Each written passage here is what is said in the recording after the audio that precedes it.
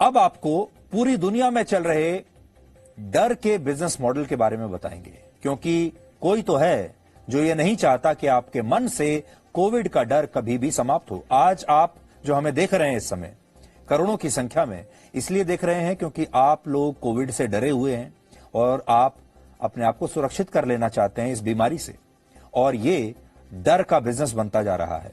ये कोविड की दवा बनाने वाली वो बड़ी बड़ी फार्मा कंपनीज हैं जो चाहती हैं कि आपके मन में कोविड का डर सदा के लिए बैठ जाए और उनकी वैक्सीन हर साल ऊंचे दामों पर बिकती रहे, चाहे वो बूस्टर डोज के नाम पर बिके, चाहे वो प्रिकॉशनरी डोज के नाम पर बिके, चाहे वो बच्चों के नाम पर बिके, चाहे वो बुजुर्गों के नाम पर बिके, लेकिन हर साल ये डोज जो है वो बिकती रहे।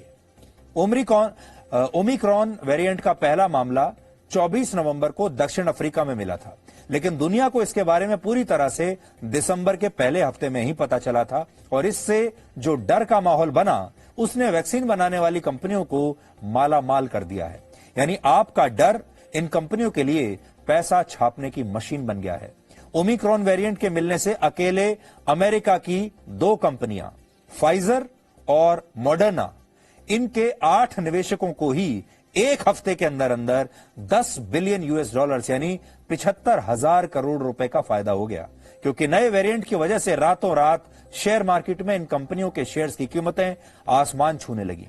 अब आप सोचिए, जब कोरोना का नया वेरिएंट इन कंपनियों को हजारों करोड़ों रुपए कमा कर दे रहा है, तो ये कंपनियां महामारी को खत्म होते हुए आखिर क्यों देखना चाहेंगी? ये तो यही चाहेंगी कि हर 6 महीने में कोरोना का एक नया वेरिएंट आता रहे।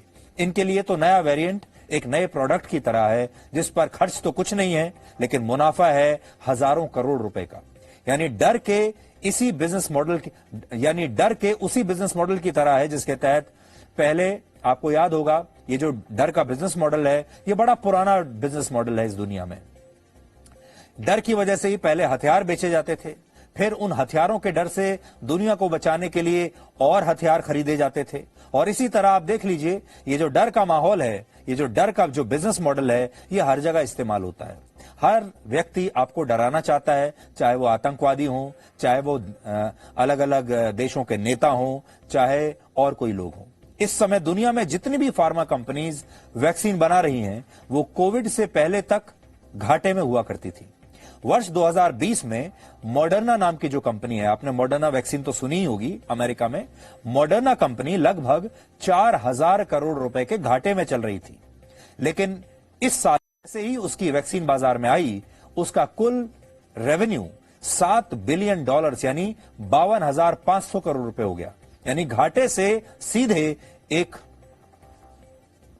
बिलियनर कंपनी बन गई। इसी तरह फाइजर का वर्ष 2020 में टोटल रेवेन्यू 8 बिलियन डॉलर्स यानी लगभग 60,000 करोड़ रुपए था, लेकिन 2021 में उसका रेवेन्यू बढ़कर 19 बिलियन डॉलर्स यानी 1,42,000 करोड़ रुपए हो चुका है। और यह हुआ है कोविड और उसके डर की वजह से। तो सोचिए, ऐसी जो फार्मा कंपनीज हैं, ये भला कभी क्यों चाहेंगी कि कोविड इस पूरी दुनिया से मिट जाए? भारत में कोविशील्ड बनाने वाली company serum institute of India के रेवेन्यू में भी जबरदस्त उछाल आया है। वर्ष 2020 में सीरम इंस्टीट्यूट ऑफ इंडिया की टोटल इनकम जो थी वो 5,446 करोड़ रुपए थी, जिसमें से उसे 2,251 करोड़ रुपए का प्रॉफिट यानी फायदा लाभ हुआ है। शुद्ध लाभ जो है वो 2,251 करोड़ रुपए का है। इस हिसाब से कुल आय में उसका लाभ हुआ 41%।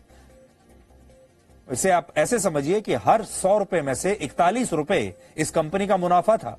वर्ष 2020 में भारत में जिन कंपनियों ने भी 5,000 करोड़ रुपए से ज्यादा का कारोबार किया, उनमें सबसे ज्यादा profit serum institute of India का ही रहा है। हालांकि ऐसा नहीं कि यह प्रॉफिट सिर्फ सीरम इंस्टीट्यूट ऑफ इंडिया को हुआ। भारत बायोटेक और दूसरी फार्मा कंपनियों का रेवेन्यू भी पिछले 1 वर्ष में आसमान पर पहुंच गया है, और ये कंपनियां इतनी अमीर हो गईं कि आज ये छोटे और गरीब देशों की राजनीति और वहां के आर्थिक मामलों को भी प्रभावित कर रही हैं। खासतौर पर जो बड़ी मल्टीनेशनल फार्मा कंपनीज हैं, वो तो छोटे छोटे देशों में वैसे ही व्यवहार कर रही हैं जैसे हमारे देश में एक जमाने में ईस्ट इंडिया कंपनी करती थी। और वो ऐसे कि जो बड़ी मल्टीनेशनल कंपनीज वैक्सीन बनाती हैं, उनकी हर देश के साथ एक सीक्रेट डील होती है। गुप्त डील होती है। सीरम इंस्टीट्यूट ऑफ इंडिया की कोविशील्ड की एक डोज जहां भारत सरकार को 215 रुपए में मिलती है, वहीं अर्जेंटीना और अफ्रीकी देशों के लिए इसी डोज की कीमत 3000 रुपए तक है। तो सोचिए, भारत में इसकी कीमत है 215 रुपए, लेकिन अर्जेंटीना में इसी डोज की कीमत हो जाती है 3000 रुपए। फाइजर कंपनी तो अपनी एक डोज बनाने पर सिर्फ $1 यानी लगभग 75 रुपए खर्च करती है। इसके बावजूद अमीर देशों में फाइजर एक डोज $30 यानी 2200 रुपए में बेच रही है और गरीब देशों को भी इतना ही पैसा चुकाना पड़ रहा है। यानी फाइजर की एक डोज है 75 रुपए की और बेच रही है 2200 रुपए में।